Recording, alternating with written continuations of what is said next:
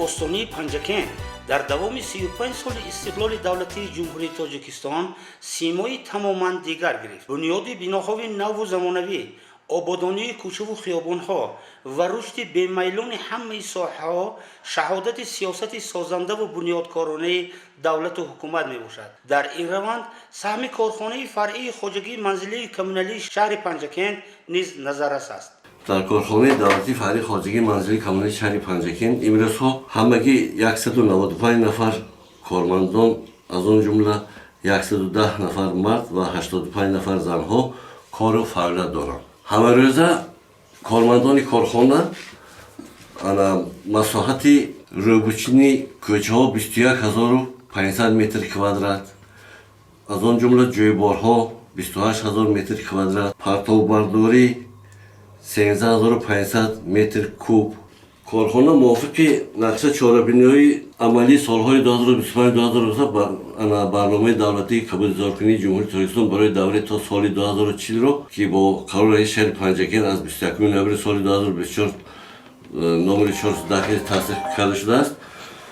همگی در شهر پنجکن کارخانه دولتی فرعی خواجگی منزلی کمونالی شهر پنجکن با برنامه دولتی قبول‌گزارکنی جمهوری تاجیکستان تا دوره تا سال 2040 که با قرار رئیس شهر پنجکن از 21 نوامبر سال 2024 تصدیق شده است. تا امروز نهال‌های زیرین را با کوچه خیابان‌های شهر پنجکن شناندگی می‌باشند. نهال‌های سایه افکن 200 عدد، گل‌های صدبرگ 400 عدد، گل‌های موسمی 240,000 دانه. بغیر از این برای قبول‌گزارکنی گازون به مسافه 420 متر کوادراتی گازون کاردگی می باشند. چقدر که به ما معلوم است با پیشروزی 35 سالگی استقلال دولتی جمهوری تاجیکستان امروزها شهر باستانی پنجکن ما خیلی آباد و زیبا گشته شده است. بناهای بلندآشانه قد افروخته ایستادند. ما کوشش به غیر داده ایستادیم که همه روزه شهر خود را تازه آزاده نگاه داریم. چنانچه من در موسم تابستان خیلی در شهر مهمانان زیاد از دولت‌های خارجی تشریف آورده ایستادند. آنها به کوچه و خیابان‌های ما نگاه کرده بها میدهند، فعالیت کارمندان ما بها میدهند. کوشش به غیرت داده ایستادیم که همه کسا کارمندان تا جشن استقلال دولتی جمهوری تاجیکستان، تا جشن 35 سالگی استقلال دولتی جمهوری تاجیکستان باز هم کوشش غیرت زیاد به دست بیاریم که همه وقت شهر ما تازه آزاده باشد، آباد باشد. امروز کارمندان ساحه کمونالی بهر تازه و آزاده نگاه داشتن شهر، جمع‌آوری پرتوها، قبول‌گزارکنی و بهتر نمودن خدمت رسانی به اهالی فعالیت منتظم دارند. با استفاده از تکنیک و تجهیزات معاصر کوچه و محله ها پیوسته تازه کرده شده. کارهای آبادانی در همه سمت‌ها ادامه دارد.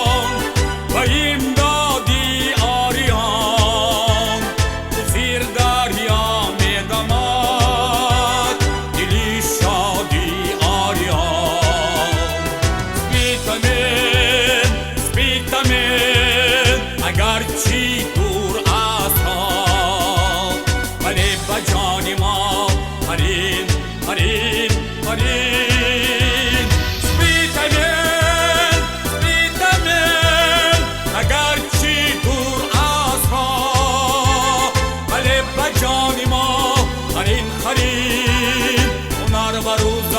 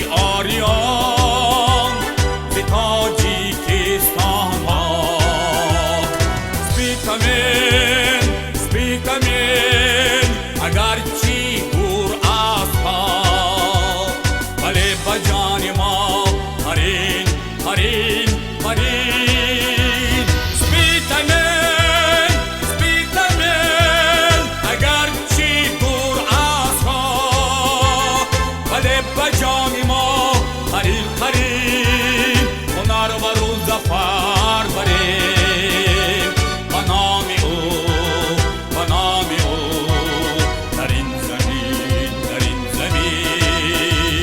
به نام او به نام او در این زمین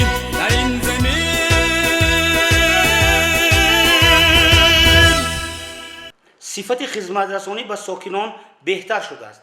همچنین برای سری وقت برآوردن پرتاب‌های معیشی و نگهداری حالت سانیتری شهر تدبیرهای ضروری عملی اندیشیده می شود. دل به غم وطن فکر ما نکنه، کی میکنه جان برای وطن نثار ما نکنه، کی میکنه در بدونه که او شریک ما نشوه، کی میشوه حفظ و وفای او شیار ما نکنه، کی میکنه دل به غمی وطن فکر ما نکنه، کی میکنه جان برای وطن نثار ما نکنه، کی میکنه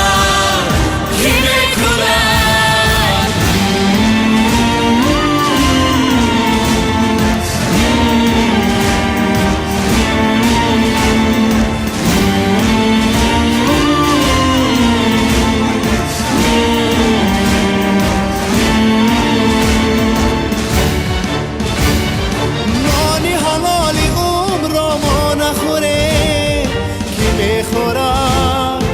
میخوره بس عملی خود افتخار با نکنه، کی میکنه دل به غمی وطن فکر ما نکنه، کی میکنه جان برای وطن نثار ما نکنه، کی میکنه دل به غمی وطن فکر ما نکنه، کی میکنه جان برای وطن نثار ما نکنه، کی میکنه در برابر این کارمندان خواجگی کمونالی در سبززاری و گلکاری نیز سهم نظررس میگذارند. در گلگشت‌ها و خیابان‌های مرکزی هزارها گل و بوته‌های آرایشی شینانیده شده به شهر پنجکند حسن تازه میبخشند. ساکنان شهر از به گردیدن سطح خدمت رسانی اظهار قناعتمندی نموده تاکید میکنند که امروز پنجکند روز از روز آباد و زیبا میگردد. با چنین کارهای سازنده و آبادانی کارخانه فرعی خواجگی منزلی کمونالی شهر پنجکند جهت استقبال ارزنده جشنهای ملی و باز هم زیبا و تازه نگاه داشتن شهر سهم ارزنده خود را میگذارند. پنجکند شهر آباد و پیشرفته نمونه محنت صادقانه مردم شرفمند و زحمت شبانه روزی کارمندان ساحه کمونالی می باشد.